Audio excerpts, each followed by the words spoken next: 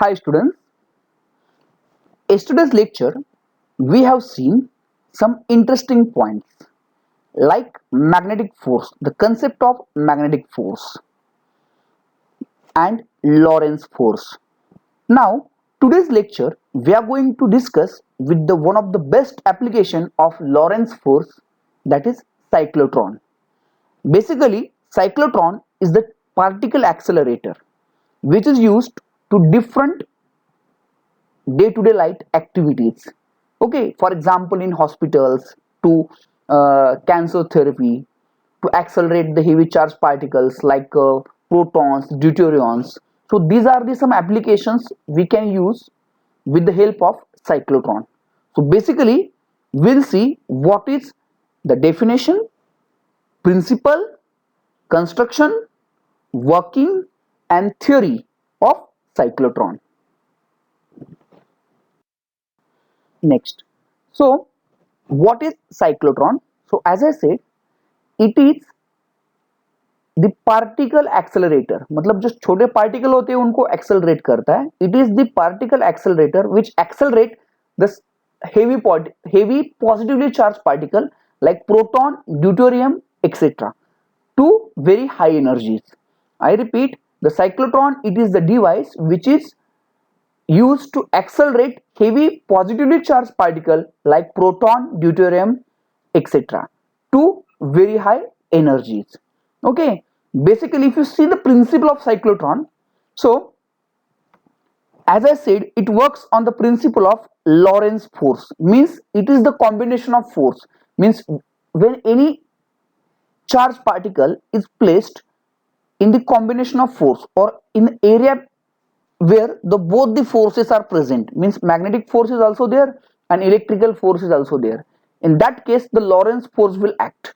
So the basically cyclotron works on the principle of Lorentz force, that is when the charged particle is placed in a both electric and magnetic field, or here you can change the definition as per your convenience. You can write here, when the charged particle is placed in a region, you write down in a region where both electric and magnetic fields are present, then it start accelerating, this charged particle is start accelerating with high velocity.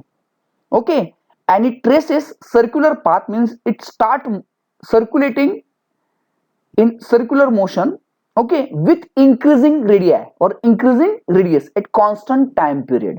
So once again, the cyclotron, it is the particle accelerator which is used to accelerate heavy charge or heavy positively charged particles like proton, deuterium, etc. to at very high energies, and it works on the principle of Lorentz force, that is when the charged particle is placed in a both electric and magnetic field, then it start accelerating with high velocity, it traces circular path with increasing radius at constant time period. So we'll see the principle in pictorial form.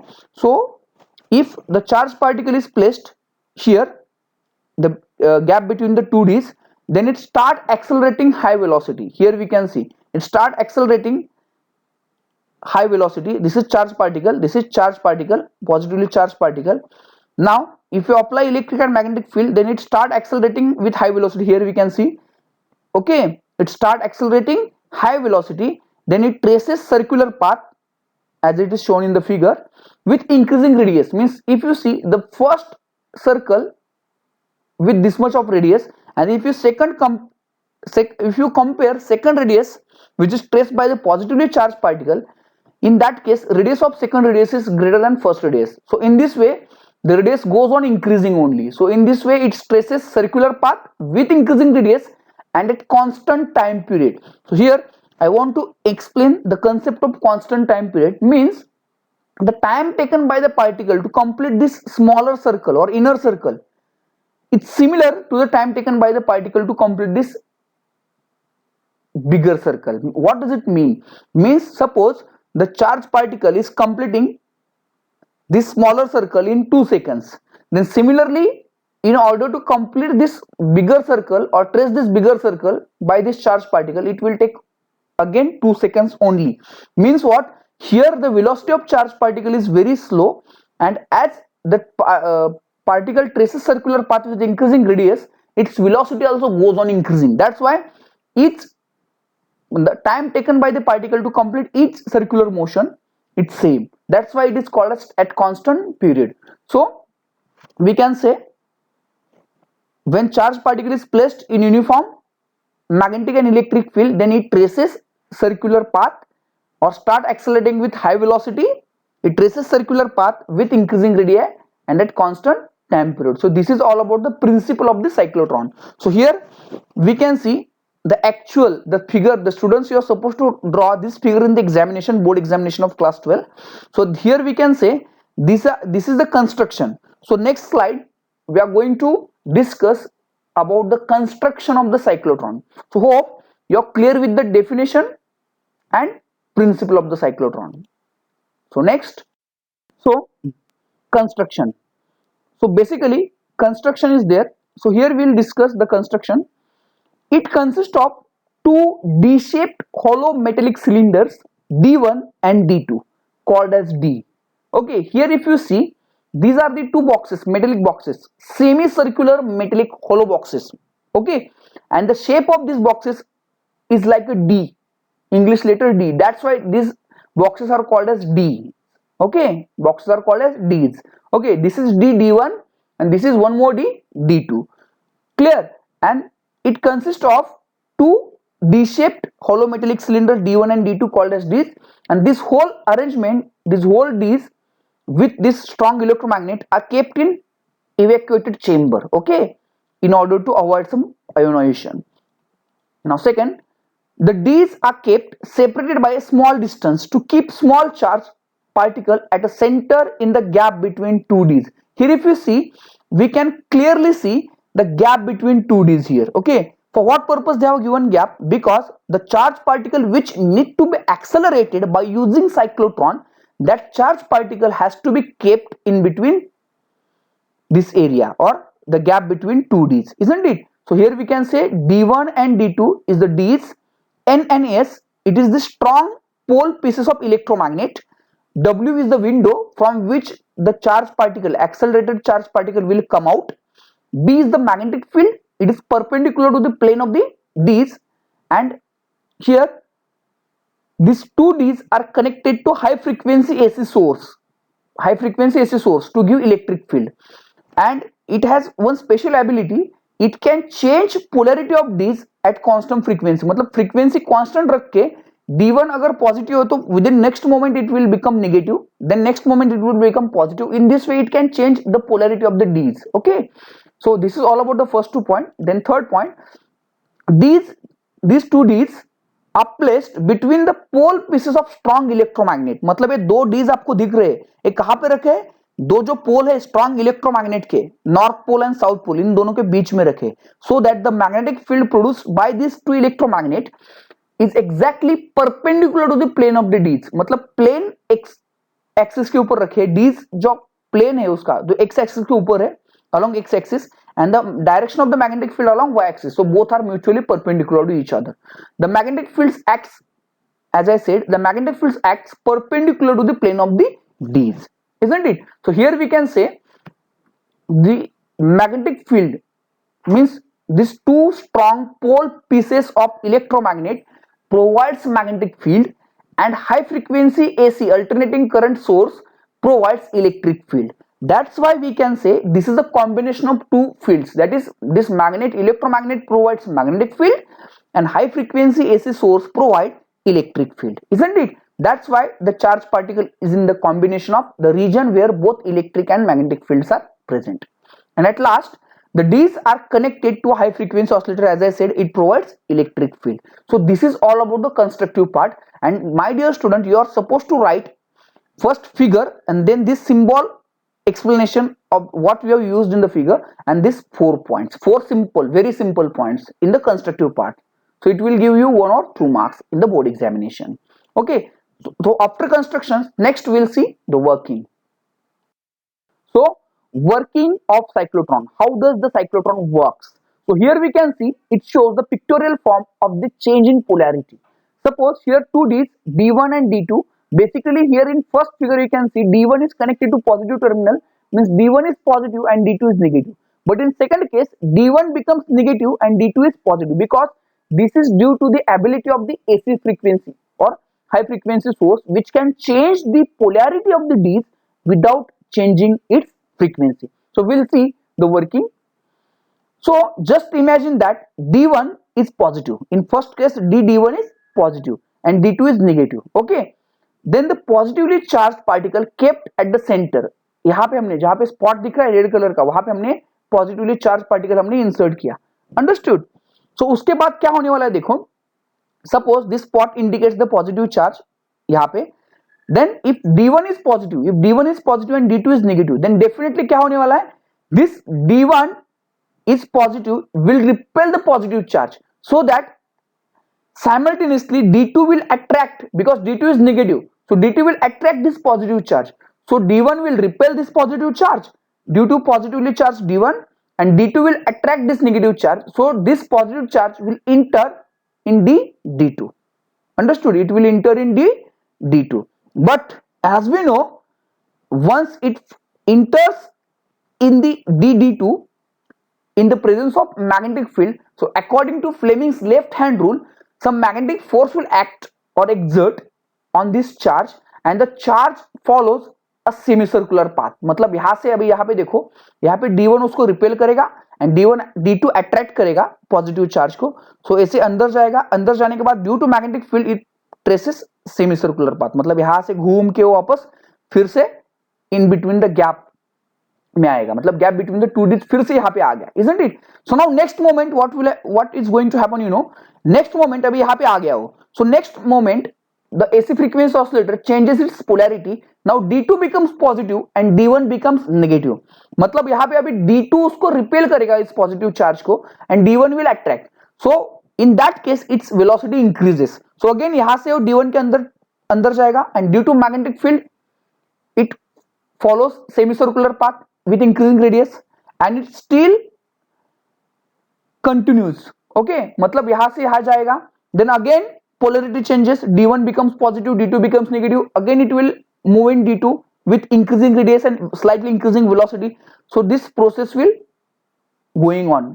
Okay, unless the particle comes out through the window with high speed. Okay, so once again imagine that D1 is positive and D2 is negative in first figure. Okay, the positively charged particle kept in the center and in the gap between the two D's get accelerated towards D2, as I explained, accelerated towards D2. Okay, and due to perpendicular magnetic field and according to Fleming's left hand rule, the charge gets deflected and described or follows or traces semicircular path. मतलब यहाँ से घूम के वो वापस फिर से gap में आ जाएगा 2Ds के. ठीक है. Now secondly, then when it is about to leave D2, मतलब यहाँ पे आ गया about to leave D2, exactly here, then D2 becomes positive. D2 becomes positive shown in second figure. And D1 becomes negative. Therefore, the particle is again accelerated into D1. तो फिर से वो D1 में अंदर जाएगा, accelerate करेगा, isn't it? And where it continues to describe the semicircular path. So फिर से वो semicircular path ऐसे describe करेगा. ठीक है?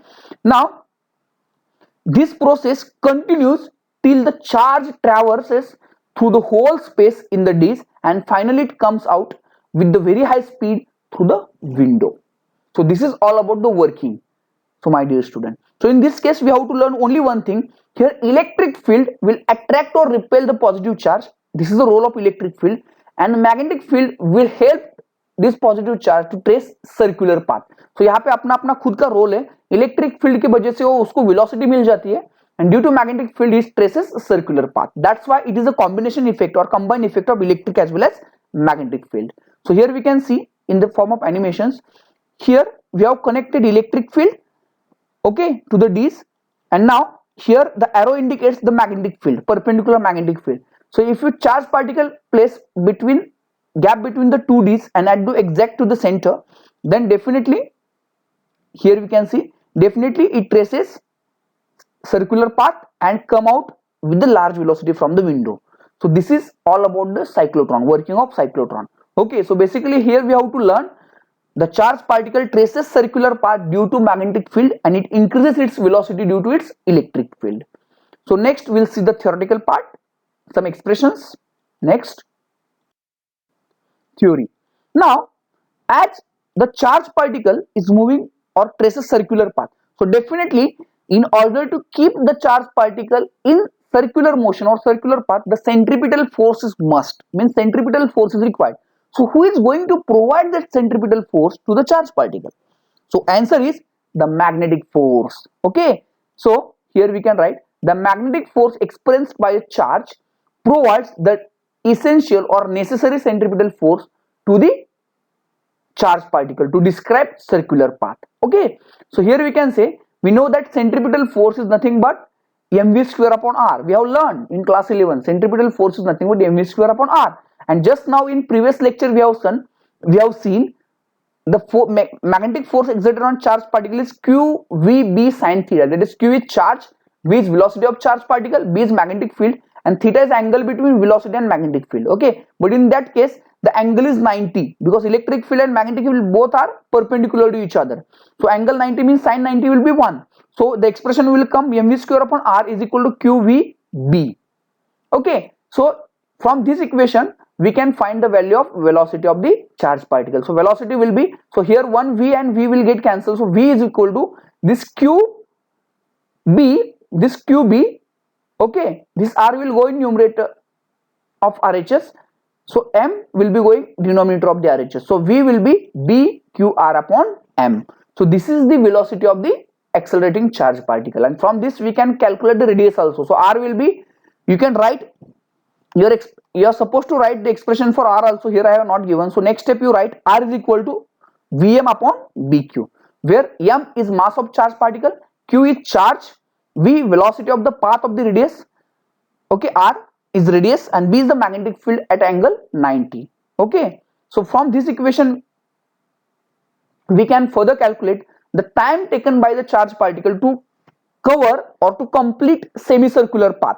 मतलब अगर चार्ज पार्टिकल यहां से स्टार्ट होगा, यहां से, तो ए से करके सेमी सर्कुलर पाथ कवर करने के लिए कितना टाइम लगेगा, t. Exactly that we are going to find. So here we can see the time taken by the charge to describe the semicircular path inside the d is then t is equal to pi r upon v. So here I want to explain, here we can calculate this by using simple distance time velocity relation. So time is equal to distance upon velocity.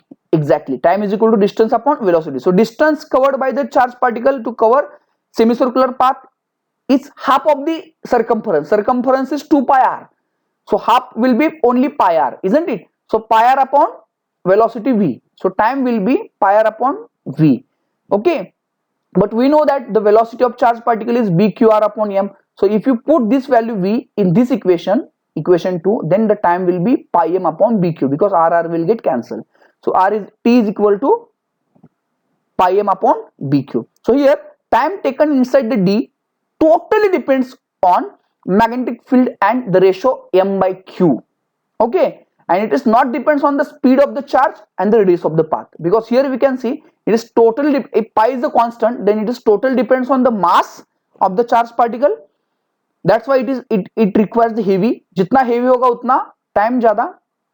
So time period is directly proportional to mass, then magnetic field and charge. So hope you understood.